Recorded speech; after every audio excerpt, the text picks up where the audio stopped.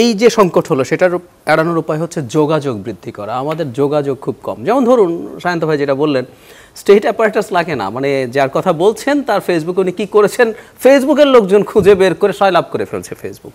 তো আপনি গোয়েন্দা সংস্থা পুষছেন, তাদের কাছে কি ডেটা নেই? তাদেরকে বললে কি সেই ডেটা আপনাকে বের করে দিত না?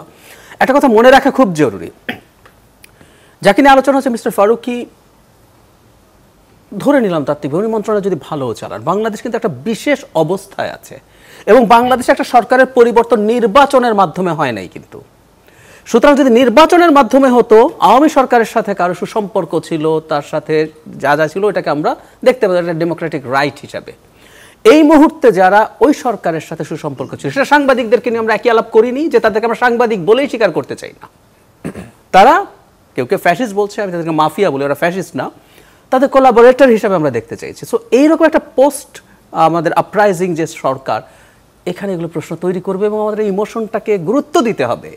এই ইমোশনটা খুবই ভাইটাল, কিন্তু আমরা ঠিকঠাক মতো দেইনি। এবং সমস্যা যেটা সেটা হচ্ছে আগে থেকেও শিখিনি। তাহলে আমাদের কি করতে হবে? আগে থেকে শিক্ষা নিতে হবে। এই যে একজন উপদেষ্টার কথা আবার বললেন, তাকে নিয়ে প্রচুর সমালোচনা হয়েছে, উনি কি কি করেছেন সেই আলোচনা সমালোচনাগুলো আছে, সেটা রেকটিফাই করা দূরে থাকবে যে পরবর্তীতে ঠিক আছে আমি এটা করিনি, পরবর্তীতে আমি সতর্ক থাকবো, হইনি।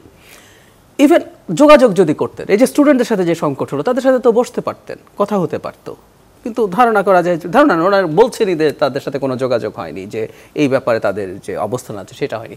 রাজনৈতিক দল, আমি ব্যক্তিগতভাবে মনে করি যে এটা যদি নির্দলীয় সরকার হতে হয়, রাজনৈতিক দলের সাথে ইনফর্মালি একটু আলোচনা করে ফেলা ভালো হতো। এই যোগাযোগগুলো বাড়ালে বিভক্তি কমতো। এক বিভক্তির আরেকটা জায়গা আছে, এটার জন্য ঠিক সরকারকে ব্লেম করি না, কিন্তু আমি বরং মনে করি ওটা আরও বড় ফল্ট লাইন, এর চাইতে আরও বড় ঝুঁকি তৈরি করছে। সেটা হচ্ছে আমাদের এই মাঠে ক্রিয়াশীল রাজনৈতিক দল এবং রাজনৈতিক শক্তি। আমি রাজনৈতিক শক্তি বলতে কাদেরকে বোঝাচ্ছি, এটাকে দল বলছি না এখনও, বৈষম্য বিরোধী ছাত্র আন্দোলন এবং জাতীয় নাগরিক কমিটি, তারা রাজনৈতিক দল নন, কিন্তু তাদের কতগুলো দাবি আছে। যেমন ধরুন আপনি কনস্টিটিউশন রিরাইট করতে বলছেন, বা আপনি সেকেন্ড রিপাবলিক প্রক্লেম করতে বলছেন, মানে এর চেয়ে বড় কোনো রাজনৈতিক দাবি তো আসলে হয় না। সুতরাং আমি তাদেরকে বলছি, আমি বলছি না এগুলো করা যাবে না, কিন্তু খেয়াল করবেন এগুলো একতরফাভাবে ঘোষিত হচ্ছে। ফলে যেটা হয়, অপরাপর যে রাজনৈতিক শক্তিগুলো আছে তাদের সাথে আলোচনা যখন হলো না, তখন দেখা যাচ্ছে পাল্টা ব্যবস্থার মতো মনে হচ্ছে, যেটা খুব ক্লিয়ারলি ভিজিবল হয়ে গেল রাষ্ট্রপতির অপসারণ ইস্যুতে। সো এটা একটা মেজর প্রবলেম যে আমাদের যোগাযোগ, এই যোগাযোগটা হচ্ছে আমরা প্রত্যেকে তো শেখ হাসিনা, মানে আওয়ামী লীগের, ইভেন আমি বলি যে আওয়ামী লীগের বেনিফিট পায়নি যারা, তার বাইরের যে সহি আওয়ামী লীগ করতো কিছু বংশ পরম্পরা, আমি ব্যক্তিগতভাবে চিনি অনেককে, বাবা দাদা আওয়ামী লীগ করতো, আমার বন্ধুদের মধ্যে আছে, তারা ওই দলটাকে পছন্দ করে না। সুতরাং ওই কথ্য ভাষায় যেভাবে বলি, হালুয়া রুটির ভাগ পাওয়া আওয়ামী লীগ ছাড়া সবাই কিন্তু এক কাট্টা আছি আমরা। সো আমরা যদি এক কাট্টা থেকে থাকি, আমরা কি আমাদের মধ্যে এই ঘোষণাগুলো করার আগে আলাপ করে নিতে পারতাম না যে আমরা এই কাজটা করতে চাই? আমি কথা বলছিলাম আমাদের যে সংঘাতের কথা, আমাদের একমত হওয়ার জন্য কি করতে হবে, সেটা একটা এক্সাম্পল দিলে জিনিসটা বোঝা যাবে। রাষ্ট্রপতির অপসারণ নিয়ে আমরা খুব ম্যাসিভ একটা মতানৈক্য দেখলাম। দ্বিমত আসলে একটা ডেমোক্রেসির পার্ট, কিন্তু এটা এমন কিছু যাতে না হয়ে যায় যে আমাদের এক ধরনের সংঘাতপূর্ণ বা সাংঘর্ষিক পরিস্থিতি মনে না হলে এটা ভালো না।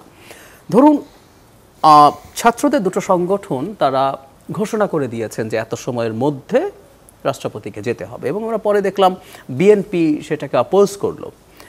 তারপর ছাত্ররা আলোচনা করতে গেলেন এবং আমি তাদেরকে মিডিয়াতে এটা বলতে শুনেছি যে তারা আলোচনা করছেন কিভাবে রাষ্ট্রপতিকে সরানো যায়। বিএনপি তার আশঙ্কার কথা বলছে। তার মানে আমি যেটা বলছিলাম, আপনি আলোচনা করছেন কিভাবে, আপনি সরাবো নাকি সরাবো না এই আলোচনাটা করছেন না। রাষ্ট্রপতি থাকা না থাকার আসলে এই যে ঘটনা ঘটলো, রাষ্ট্রপতি থাকায় অনেক ক্ষতি হয়ে যাবে আমি মনে করি না। যেসব শঙ্কার কথা বলা হচ্ছে এগুলো অমূলক, আবার তাকে সরালে অনেক সমস্যা হয়ে যাবে আমি সেটাও ঠিক মনে করি না। রাদার এই ইস্যুটা দুটো পক্ষ আসলে তাদের পারস্পরিক শক্তি প্রদর্শনের একটা বিষয় হিসেবে নিয়েছে বলে আমার ব্যক্তিগত অ্যানালিসিস। যেটা হতে পারত, যারা মনে করছেন তাকে সরানোর প্রয়োজন তারা কিন্তু সংলাপ করলেন, তারা বিভিন্ন দলের কাছে, পরে প্রতিনিধি সহ অনেকগুলো দলের কাছে গেলেন, সাকিব আছেন, গণতন্ত্র মঞ্চের সাথেও তারা বসেছিলেন। তো এইভাবে তাদের উচিত ছিল যে আগেই সিদ্ধান্ত, তারা যে এসব ঘোষণা করছেন বা তারা যে ঠিক আছে আমরা প্রক্লেমেশন অফ সেকেন্ড রিপাবলিক চাই, এই আলোচনাটা করে ঘোষণা করুন, কিন্তু আপনি আগে ঘোষণা করছেন। ফলে যেটা দাঁড়ালো, এমন সব জিনিস আমাদের মাঠে আসছে যেটা আসলে অনৈক্য এবং বিভেদ বাড়িয়ে দিচ্ছে। সেই কারণে আমি মনে করি এগুলো ঘোষণা করার আগে রাদার নিজেদের মধ্যে আলোচনা করা ভালো হবে, তাতে আমাদের এই মানে এত ভয়ঙ্কর রকম মতানৈক্য তৈরি হবে না।